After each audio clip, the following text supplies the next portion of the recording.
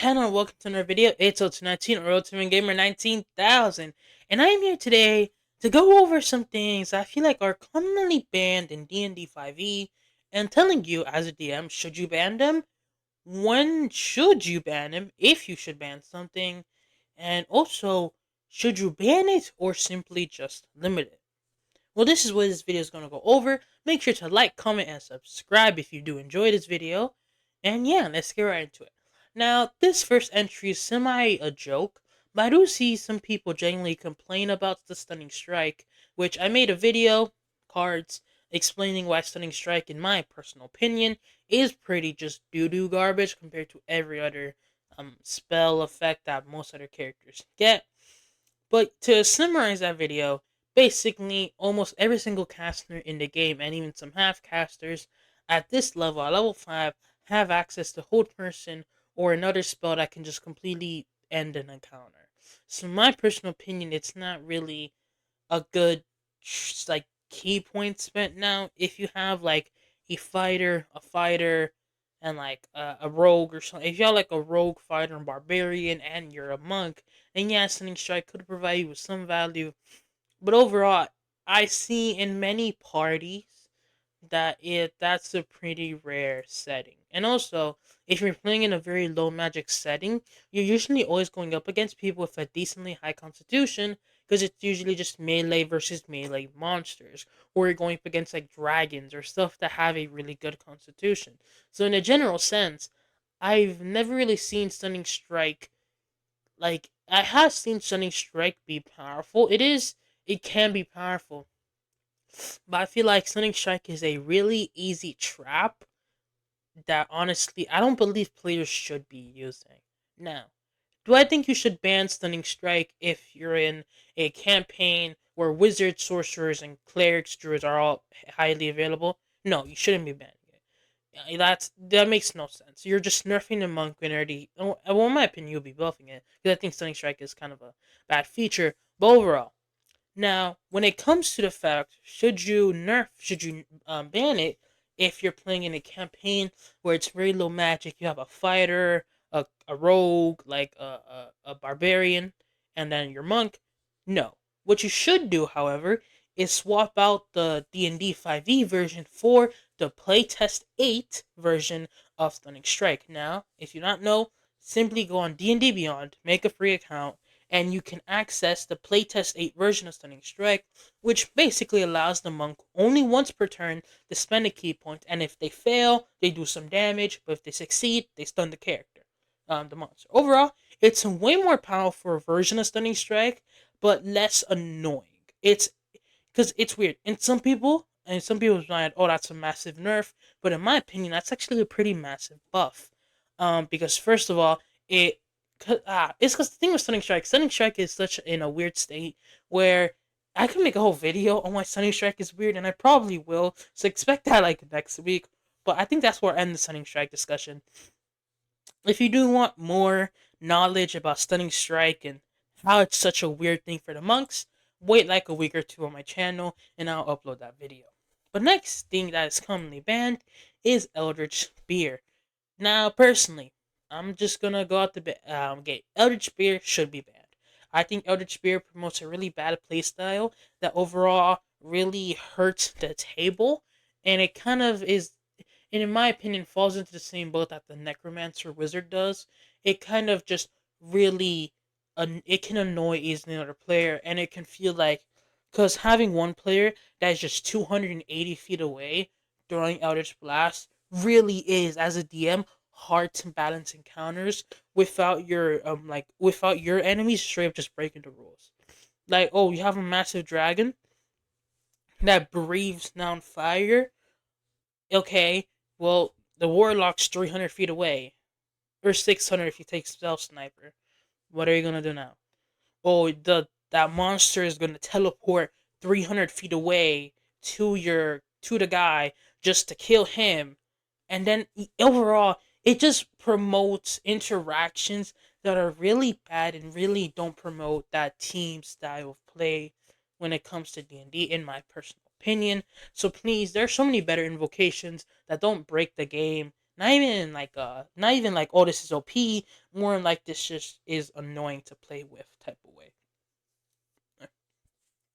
Eldritch Mirror, in my personal opinion, don't pick it up. I think it's pretty bad and overall just really destroys gameplay. So as a DM, you probably should ban it. Next, we have Silvery Barbs and Fate Touched. Now, you may be asking, what does Silvery Barbs do? Well, to those that are uninitiated, Silvery Barbs is a spell that can be found in Strixhaven. It is a reaction, and basically, it takes effect that when a creature you see succeeds on a attack roll, ability check, or saving throw, you can cause them to re-roll with disadvantage. Well, no, they re-roll again and then use whatever the lower one is, and then even if they succeed, you can choose any creature, including yourself, to gain advantage on their next attack, ability check, or saving throw. Yeah, this is pretty damn broken. And also the fact that it's accessible to bards, sorcerers, and wizards makes this spell really commonly used and pretty damn strong. Also the fact that with Fate Touched, a spell that honestly every character benefits from Fate Touch. It's very hard for you to find me a character that doesn't benefit from Fate Touch. Oh, a fighter, having some way to use their bonus action and getting silvery barbs is really nice. Also, a +1 to intelligence, wisdom, or charisma can benefit any fighter because a +1 to wisdom, that's better wisdom saving throws. That's the thing.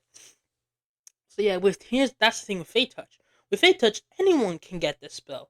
Non like fighters, a monk, a monk, a fighter, a barbarian. So basically, everyone can now just have silvery barbs completely for free. And if you are playing a Eldritch Knight fighter or a Arcane Trickster rogue, I'm pretty sure you can. Yeah, you can now cast these spells with your Eldritch Knight or Arcane Trickster spell slots. Which, first of all, for something like the not for the Eldritch Knight, it's really nice not having to waste your. It's really nice not having to waste one of your like very rare outside of evocation or abjuration spell slots on something like Fate Touch.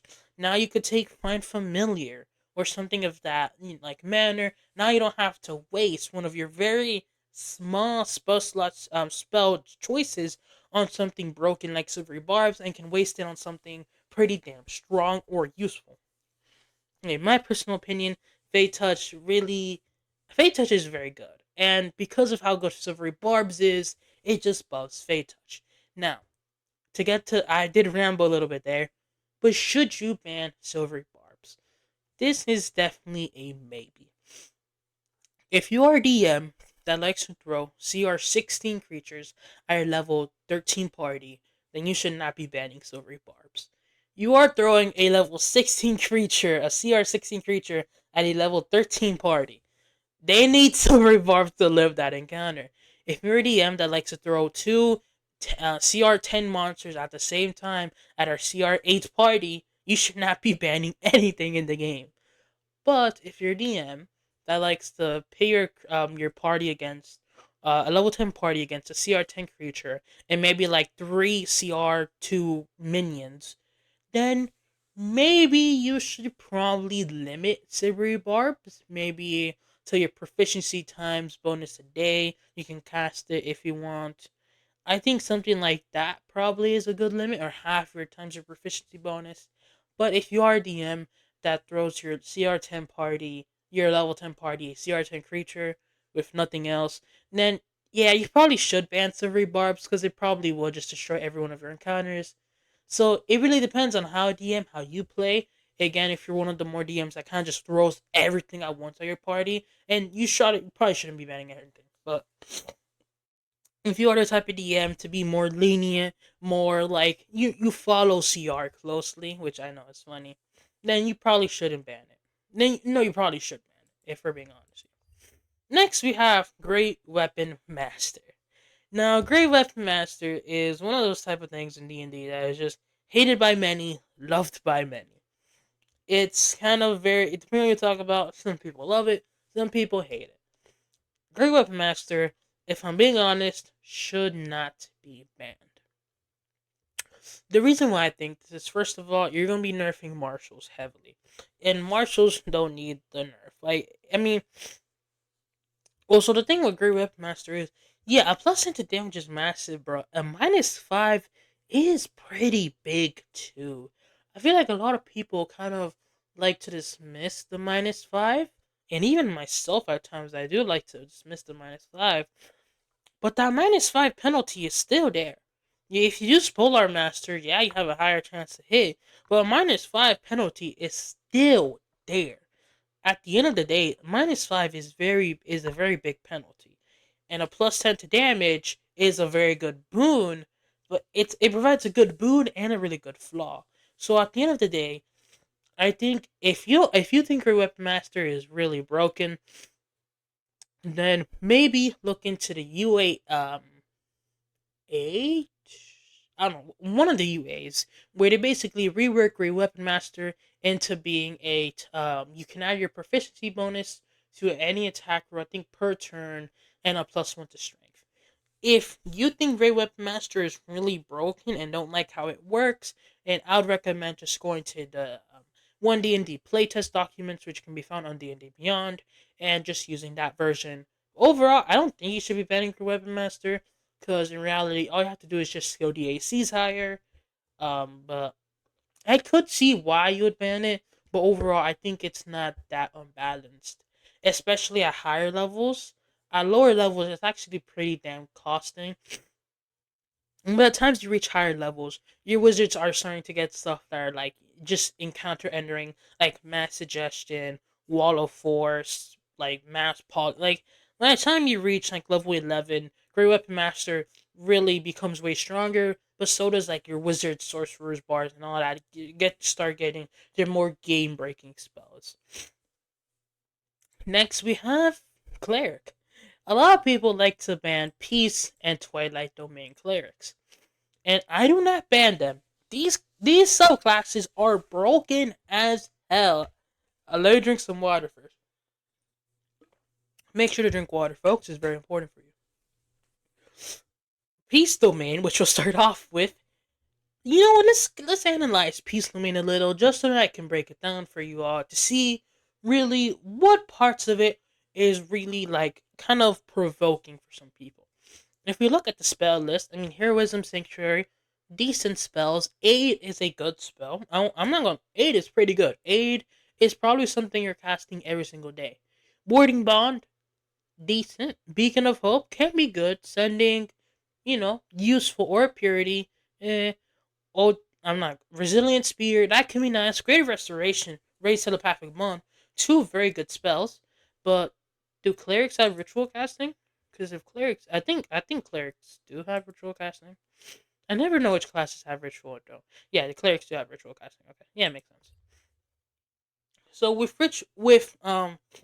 ritual casting and raised telepathic bond, two overall strong spells. Granted, bards and wizards do get it. So, but whatever. Two strong spells. I'm not gonna lie to you and say that this spell list is utter trash. But let's not act like this spell list is the most broken thing to ever exist. It's alright. It's a spell list. It doesn't take away from your character, but doesn't really add much either, in my personal opinion. Implement a piece. You can choose a proficiency in insight, performance, or persuasion. An extra proficiency is nice, but overall it's not really worth that much. Now we got Enwarding Bond. Starting at first level, you can forge an enwarding bond among people who are at peace with one another. As an action, so that's a pretty high cost. You choose a number of willing creatures within 30 feet of you. This can include yourself, equal to your proficiency bonus. So at this feature, too. You create a magical bond among them for 10 minutes or until you use this feature again. While any bonded creatures within 30 feet of another, the creature can roll a d4 and add the number rolled to an attack roll, ability check, or saving throw it makes. Each creature can add the d4 no more than once per turn. Yeah, this is broken. Yeah, let's get around the crap here. And Warding Bond is pretty damn broken. Uh, there's a reason why police one level of peace cleric exists. It's pretty strong. I mean, let's not pretend here. This can stack with stuff like bless, so you can have both warding bond and bless active. and each creature is adding a 2d4 to anything they're making, and the thing is, it's once per turn. So on their turn, they can use that 1d4 to Great Weapon Master, succeed on a hit. Then on your BB on the monster's turn, let's say the monster casts one person, they can then again add an extra d4. So basically, every important saving throw they're making has an additional d4 attached to it, or 2d4, an extra or an additional d4 if you have bless up to. This feature is broken. Yeah, I can see why you would ban this. It is extremely broken and pretty damn powerful. But it doesn't end there. Next, we get our Channel Divinity Bombs of Peace. Starting at second level, you can use your Channel Divinity to make your very presence a smoothing bomb. As an action, you can move up to your speed without provoking opportunity attacks. Not that powerful. And when you move within 5 feet of any other creature during this action, you can restore a number of hit points to that creature equal to d6 plus your Wisdom modifier, minimum of 1 HP. A creature can receive this healing only once whenever you take this action. Yeah, this is broken. I mean, when you compare your Channel Divinity and Embording Bond together, first turn, no, I mean this Embording Bond has a like time limit of what, isn't it? For 10 minutes, so you can like precast Embording Bond, have all your D4s, and let's say a creature, one of your teammates, he gets away from you. You can just use your Channel Divinity, move up to 30 feet of them, and then they all gain 2d6 plus Wisdom modifier of HP. And if you pair this up with the Monk or any other thing that has a unarmored movement or extra movement, then you'll be getting a bunch of more movement and being able to just heal everyone around with what is an aura of vitality.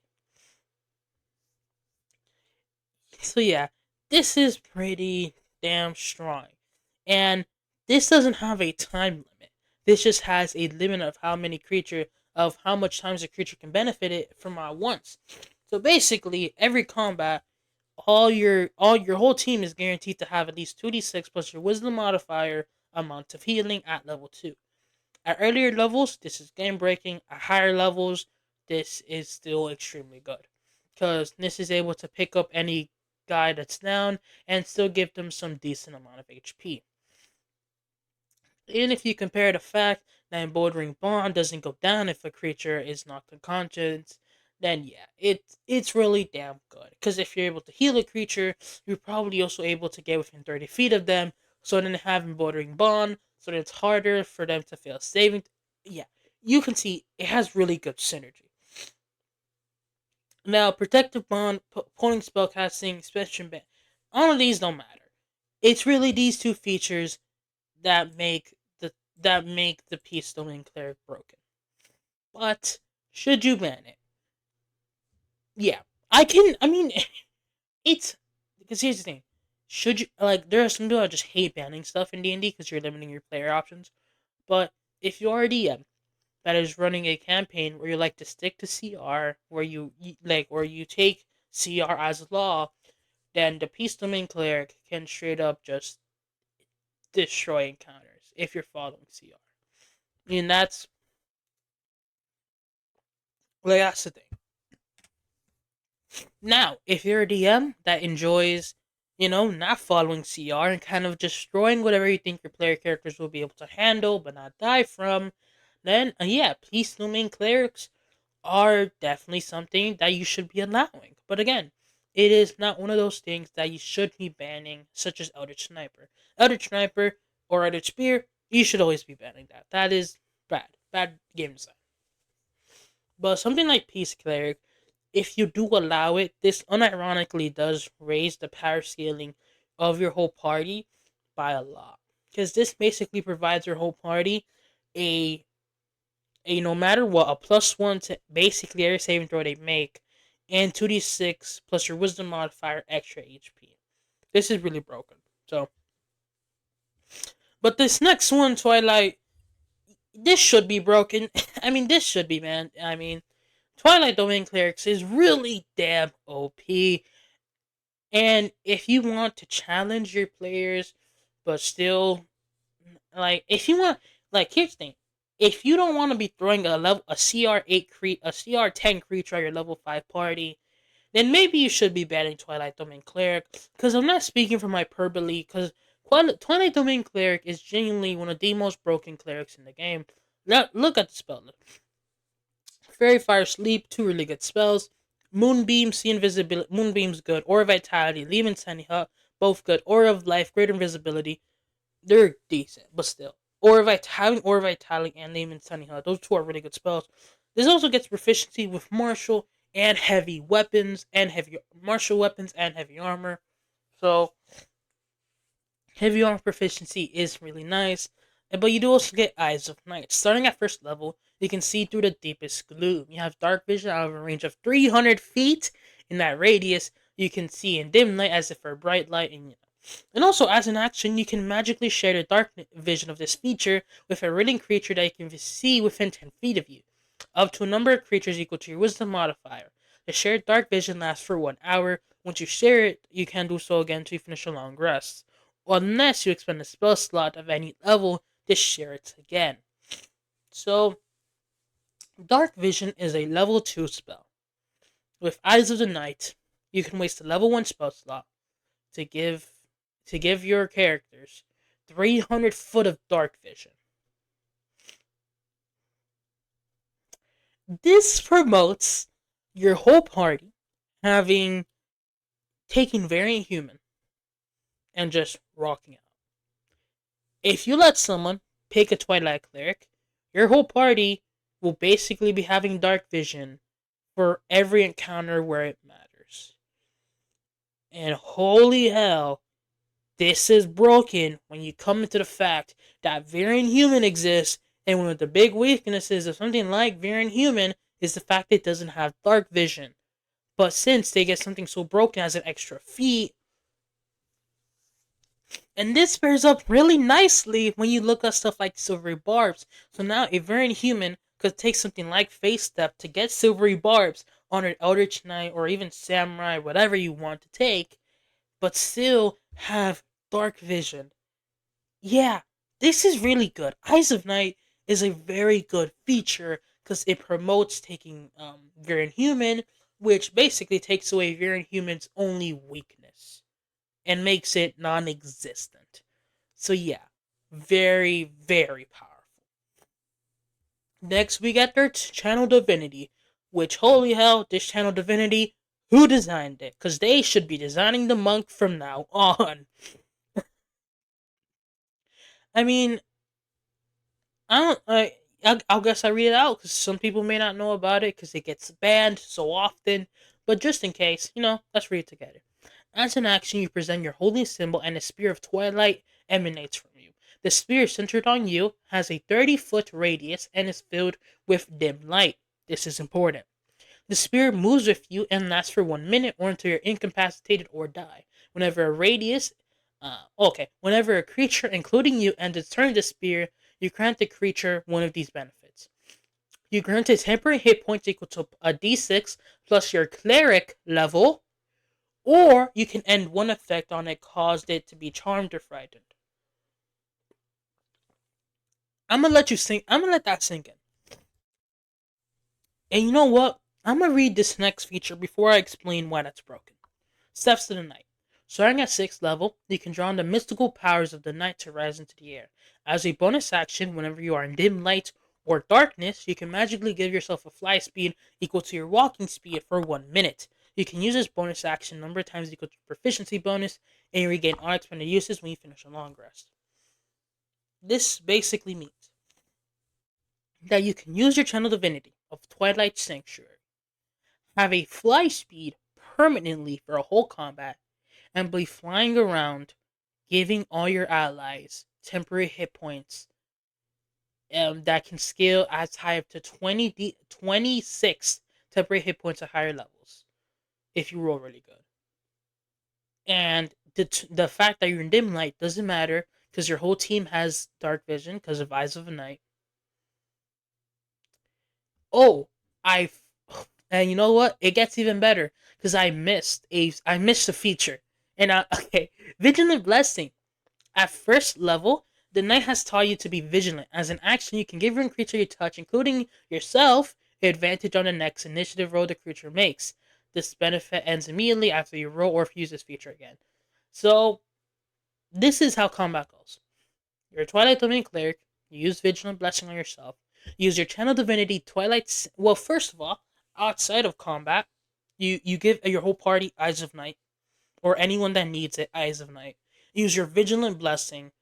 Give yourself advantage on your next initiative roll. Use your Channel Divinity Twilight Sanctuary. Give your whole team up and basically never-ending temporary hit points. Then use Steps of the Night to give yourself a free fly that whole fight. Yeah, this should be banned. There's no need. Nah, this is broken. And whoever designed this really was cooking. Hold, this is broken. This is one of the reasons why monks just are terrible and should not be banned. If you are not banning something like Twilight Domain clerics, then you should not be banning anything in your campaigns, and I stand by that. If you're not banning Twilight Domain clerics, then you shouldn't ban anything else in D&D 5e because this genuinely is the most broken subclass in existence. Whoever designed this was he was huffing something. I'll tell you that much. Yeah, this I don't know how this made this plat. I don't know how this made past play testing, if any. But yeah, that's so. This should be banned. I mean, if you're one that cares for balance encounters, Twilight Domain should be banned. So yeah, to kind of wrap up this video, in D&D 5e, should you ban some things? Definitely.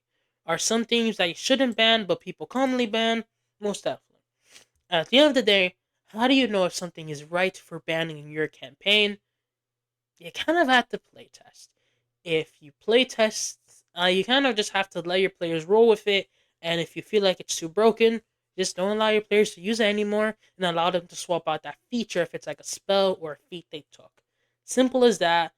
And yeah, overall, this has been today's video. If you have any other things you feel like, well, maybe you should have mentioned this because I think this is really broken and also should be commonly banned, or this is another reason why you shouldn't be banning anything, leave that down below because yeah, that's been your boy OT19. OT19 signing out. Peace.